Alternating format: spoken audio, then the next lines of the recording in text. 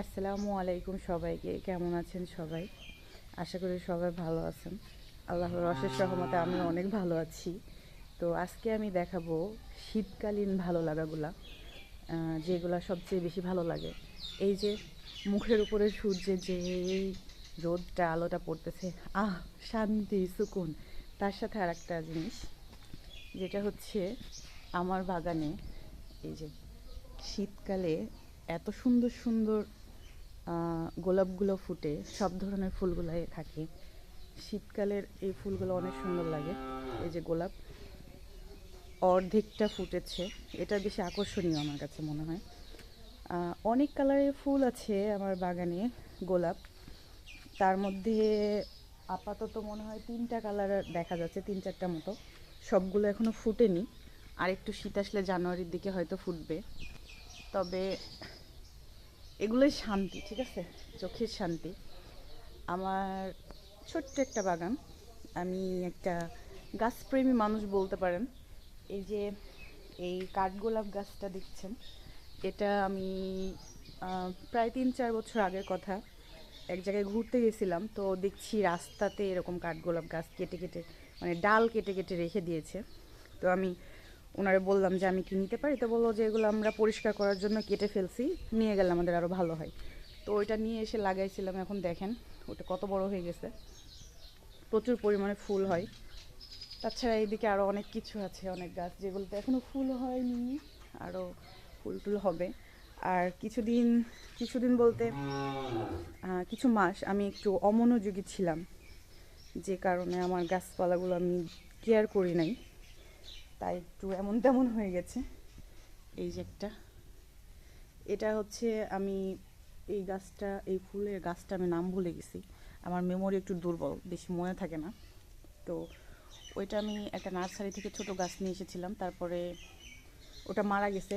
ওটা থেকে আমি অনেকগুলো চারা করছি। এই যে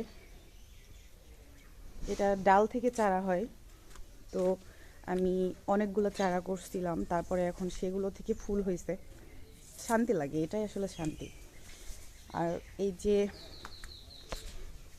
আমি রাস্তা থেকে এই যে একটা হচ্ছে বটের গাছ তুলে নিয়ে এসেছিলাম, ও তখন ঠিক এতটুকু পরিমাণ ছিল, তো ওইটাকে এনেছিলাম প্রায় 6 মাস আগে। এটাকে আমি বনসাই করার ট্রাই করতেছি, জানি না কত দূর পারবো। মেবি 4-5 বছর লেগে যাবে এটার হচ্ছে এবারে শিকড় নামতে। এটা ছোট ছোট করে কাটতে থাকলে আস্তে আস্তে ছোট হয়ে থাকবে, কিন্তু ওটা শিকড় নামবে যখন, তখন দেখতে অনেক সুন্দর লাগবে। যাই হোক, এদিকে যাই। এই যে এখানে অনেকগুলো আছে, এই যে এগুলো আমি ডাল থেকে করছিলাম, এখানে অনেকগুলো আছে। এই যে প্রচুর পরিমাণে। এই যে আমার একটা মেহেদি গাছও আছে, যদিও আমি মেহেদি হাতে দিই না, বিশেষ একটা কারণে আমি মেহেদি পরি না, কিন্তু মেহেদি আমার অনেক পছন্দ ছিল। এই যে একটা ক্যাকটাস গাছে, এটাতে ফুল হয় প্রচুর পরিমাণে, কিন্তু এটা হচ্ছে এখন ফল হয়েছে। আমি এই ফলটা যখন ফার্স্ট টাইম দেখি, কিউরিওসিটি দিয়ে আমি এটা খেয়ে দেখেছিলাম যে আসলে কেমন টেস্টি। তো হালকা একটু আমার আম্মু গালি দিচ্ছিল যে হচ্ছে কি বলে, এটা খাইলে পাগল টাগল হয়ে যেতে পারি। তারপর আমি একটু জিবলা দিয়ে হালকা টেস্ট করে দেখছি, এটা একটু হালকা মিষ্টি মিষ্টি। যাই হোক, এখানে আমার আরেকটা পাইকর গাছের বনসাই আছে, যেটাকে আমি অনেক রকম শেপ দেওয়ার চেষ্টা করেছিলাম। তো এই অবস্থাতে এখন এরকম আছে শেপটা। এটা আমি 3.5 বছর যাবৎ হচ্ছে এটারে শেপ দেওয়ার চেষ্টা করতেছি। ওইদিকে গরুটা বাইরে বের হওয়ার জন্য খুব বেশি চিল্লা করতেছে, রোদ উঠছে, ও রুম থেকে বাইরে বের হবে। এই যে এই গাছটা, এটা পাইকর গাছ আম্মা, এটাকে পাইকর গাছ বলে না? আচ্ছা, বট গাছও আছে, পাইকর গাছও আছে। এই যে কিউটি কিউটি কিউটি। যাই হোক, তো ধন্যবাদ সবাইকে, ভালো থাকবেন সবাই, আল্লাহ হাফেজ।